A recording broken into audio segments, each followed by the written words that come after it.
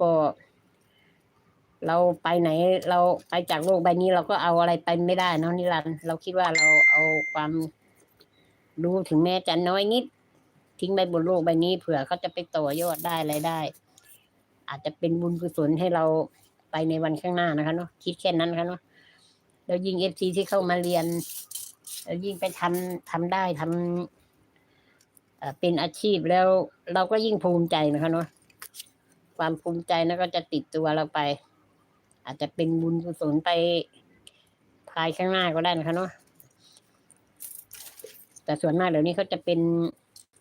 ให้สมัครสมาชิกอะไรประมาณนี้นะคะเนาะเราไม่จำเป็นต้องเอาเหมือนเขาเนาะ เราแค่เรามาแบ่งปันกัน